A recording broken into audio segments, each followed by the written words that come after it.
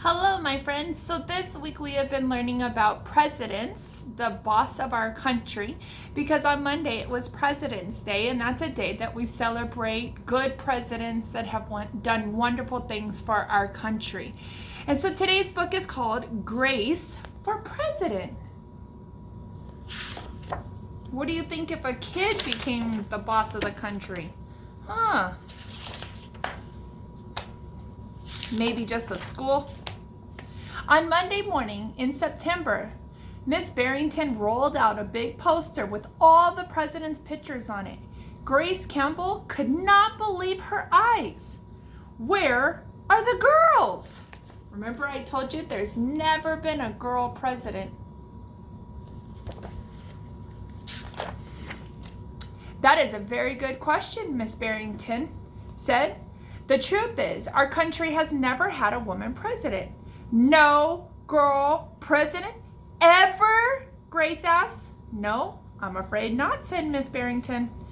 Grace sat at her desk and stewed. No girls? Who'd ever heard of such a crazy thing? Finally, she raised her hand. I have to admit, I think the same thing. What do you mean there's never been a girl president? Yes, Grace, I've been thinking it over and I would like to be president. Several students in the class laughed. Well, I think that's a star-spangled idea, Grace, said Miss Barrington. In fact, we can have our own election here at our school. The snickering in the room stopped. Grace smiled. Would anyone else like to run for president? Miss Barrington asked the class. But nobody raised their hand. Becoming president was going to be easy, Grace thought.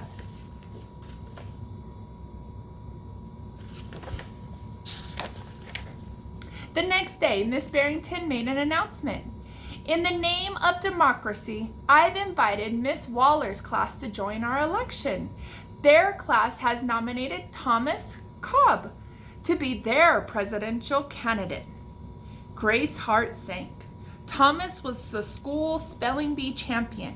His experiments always took a blue ribbon at the science fair, and he was captain of the soccer team. Becoming president wasn't going to be easy after all, Grace thought.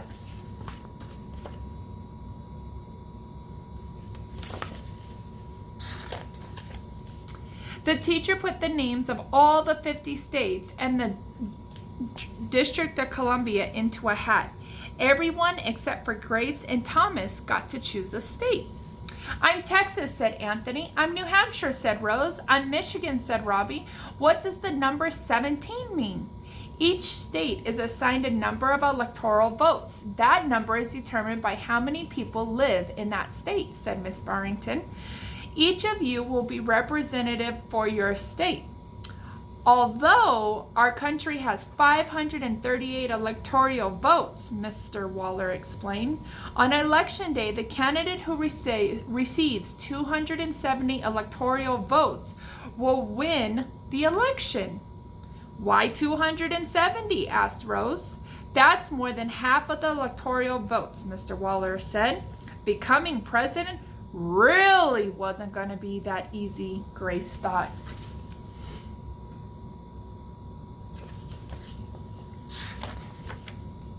Grace came up with a campaign slogan, Make history, vote Grace Campbell for president.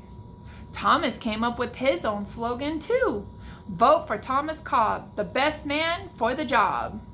Grace listened to what issues were important to the students, and she made a list of campaign promises. A peaceful school, no bullies. A cleaner school, no littering. Better hot lunches, no more fish stick tacos. Thomas made up his own list of promises. Free tutoring, free soccer lessons, fish stick tacos every week. Grace made campaign posters and buttons. Thomas made posters and buttons too.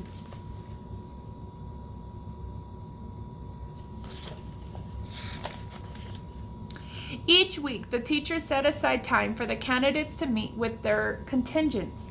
Polls were taken, voters were making their choices.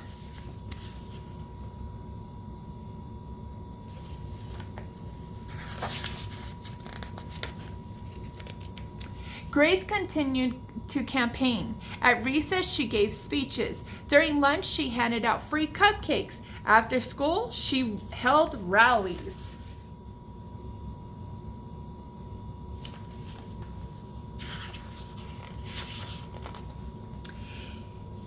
Meanwhile, Thomas wasn't worried. He had cleverly calculated the boys and girls. Boys held slightly more electoral votes than the girls did. At recess, Thomas studied his spelling words. During lunch, he worked his latest science experiment. And after school, he played soccer.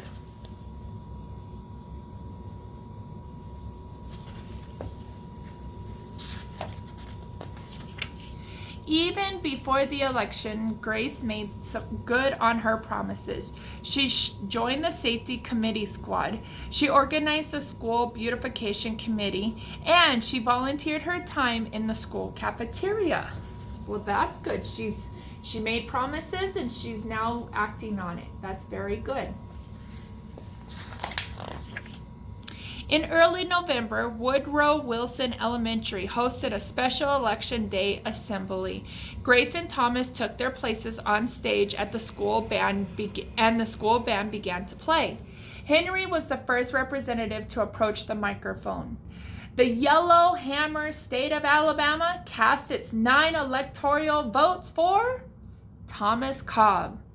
Fletcher said, the last frontier state of Alaska cast its 3 electoral votes for the best man for the job, Thomas Cobb. The Grand Canyon state of Arizona cast its 10 electoral votes for Grace Campbell.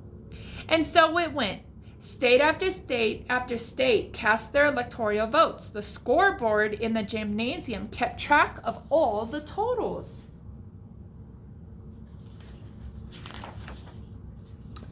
The voting demonstration was quickly coming to an end. Claire approached the podium.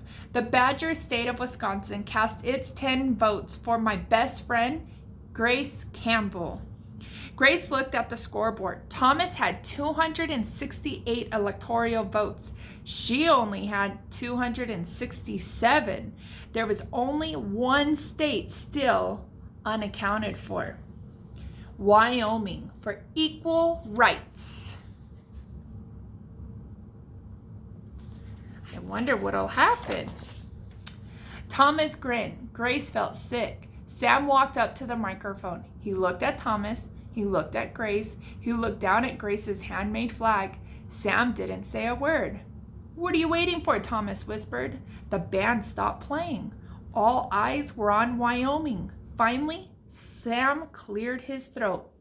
The equality state of Wyoming cast its 3 electoral votes for...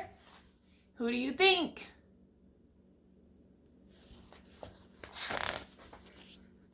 Grace Campbell! The gymnasium erupted in loud cheers and a few boos. Miss Barrington approached the podium. With 270 electoral votes, the winner is Grace Campbell.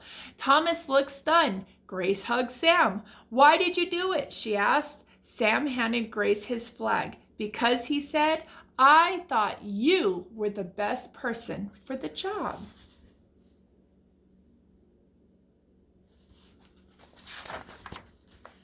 The following week, the students in Miss Barrington's class were preparing for their career day presentations. Grace volunteered to go first. She stood at the front of the room and glanced at the poster still hanging on the wall. My name is Grace Campbell, and when I grow up, I'm going to be President of the United States. This time, everyone believed she could.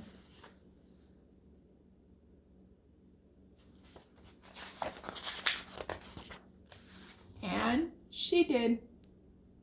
In the book, anyway.